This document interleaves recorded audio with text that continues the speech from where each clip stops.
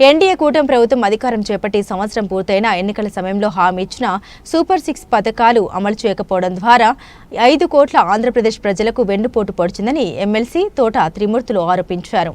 Doctor BR Ambedkar Konaseema జిల్లా కపిలేశ్వరపురం మండలం అంగర గ్రామంలోని వైఎస్ఆర్ కాంగ్రెస్ పార్టీ కార్యాలయం వద్ద నిర్వహించిన కార్యకర్తల సమావేశంలో ఆయన మాట్లాడారు. 2024 సాధారణ ఎన్నికల కౌంటింగ్ జూన్ 4వ తేదీన జరిగినదిగా పేర్కొంటూ అదే రోజున వెన్నుపోటు దినంగా మాజీ ముఖ్యమంత్రి వైఎస్ జగన్మోహన్ రెడ్డి ప్రకటించారని తోట తెలిపారు. ఎన్డీఏ ప్రభుత్వం రెడ్ బుక్ రాజ్యాంగాన్ని అమలు చేస్తూ ప్రతిపక్ష కార్యకర్తలపై కక్ష సాధింపు చర్యలు చేపడుతోందని తీవ్రంగా విమర్శించారు. ఈ నేపథ్యంలోనే వచ్చే జూన్ 4న రాష్ట్ర వ్యాప్తంగా ప్రజా వెన్నుపోటు దినంగా నిరసన కార్యక్రమాలు నిర్వహించనున్నట్లు వెల్లడించారు.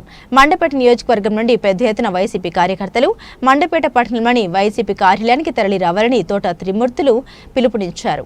ఈ సమావేశంలో జెడ్పీటీసీ అబ్బు, మాజీ ఏఎంసీ చైర్మన్ సిరివరపు శ్రీనివాస్, మేడిశెట్టి దుర్గారావు, అంగర సర్పంచ్ వాస కోటేశ్వరరావు, తిరునాతి వెంకటేశ్వరరావు, గూటం సత్యనారాయణ తదితరులు పాల్గొన్నారు. కార్యకర్తలు, అభిమానులు భారీ సంఖ్యలో హాజరయ్యారు. దీని మీద ఏ విధమైనటువంటి ఆందోళన కూడా వైఎస్ఆర్ పార్టీ నుంచి జరగలేదు. మరి ఈరోజు సంవత్సరం కాలం అయిపోయింది, కానీ వాళ్ళు ఇంకా ప్రజలను అనేక రకాలుగా ఇబ్బంది పెడుతూ పరిపాలన ఏ విధంగా ఉందనేటువంటిది అందరూ చూస్తున్నారు.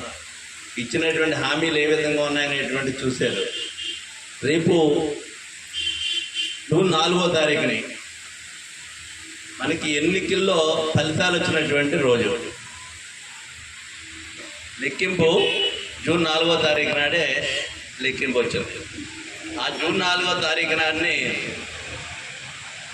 మన పార్టీ నైవంచన చేసి అధికారంలోకి వచ్చినటువంటి తెలుగుదేశం పార్టీ చంద్రబాబు నాయుడు గారి యొక్క హామీలు మోసాలు చూసినటువంటి విషయాన్ని మన పార్టీ తరఫున నిర్ణయం తీసుకుని దానికి ఒక నామకరణం కూడా చేసి వెన్నుపోటు అనేటువంటి దానికి పేటెంట్ హక్కులు చంద్రబాబు నాయుడు గారికి వస్తాయి. ఎందుకంటే 2095లో ఎన్టీ రామారావు గారిని వెన్నుపోటు పొడిచి ముఖ్యమంత్రి అయ్యి చంద్రబాబు నాయుడు గారికి పేటెంట్ హక్కులు ఇంకొకరికి ఎవరికెళ్ళి ఆయనకి మాత్రమే ఉన్నాయి.